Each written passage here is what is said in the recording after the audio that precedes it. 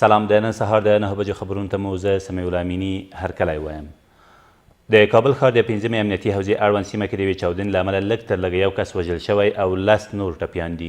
د کورنیو چارو وزارت ویان نصرت رحیمي وایي دغه پیښه نن سهار نږدې 8 بجې د سیلو پر سړک د استاد رباني د ښوونې او روزنې د پوهنتون اړوند په یو کاستر موټر کې د ځای پر ځای شوي ماین د چاودنې له امله رامنځته شوې ده. تر اوسه د دغې پیښې مسؤلیت هیڅ یوې ډلې پر غاړه نه دی اخیستی.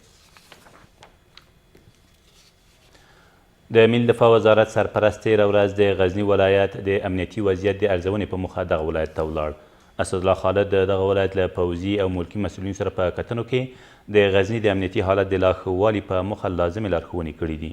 ښاغلي خالد په دې سفر کې د غزني ښار له یو شمېر اوسیدونکو سره هم لیدلي او ورسره یې ژمنه کړې چې ډېر ژر به د دغه ولایت امنیتي ستونزې هوارې کړي.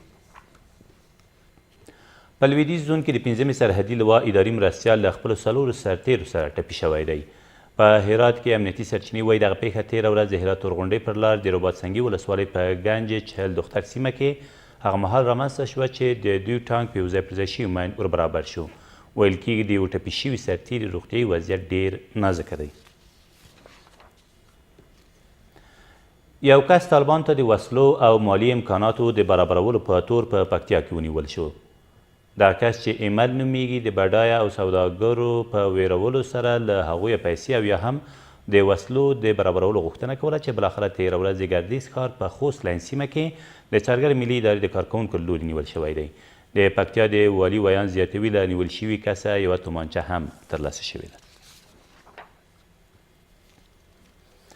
د ترهګریزو کړنو د ترسره کولو په تور یو 15 کسیزه ډله د لغمان په مرکز کې ونیول شوه.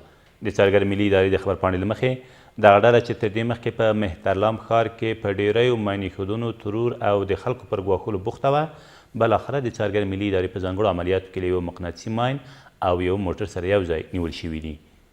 ویل کېږي نیول شویو کسانو خپل جرمونه هم منلي دي. او 120 کسان د ننګرهار او 40 نور کسان د فراه له بندخونو آزاد شول. د اړوندو مسؤلینو په وینا دغه کسان د مجاهدینو د بریا د 20مې کلیزې په اړه د ولسمشر د فرمان له مخې تېره ورځ آزاد شوي او د یو شمېر نورو د بند په موده کې هم کموالی راغلی دی. د ننګرهار د محبس مدیر وایي د دغه ولایت بندخونه د نږدې 1000 کسانو لپاره جوړه شوې، خو دمګړی پکې څه باندې 2200 کسان ساتل کیږي چې یو شمېر بندیان له ستونزو سره مخ دي. دا تر دې مهاله وروستي خبرونه، تر بیا مو الله مل.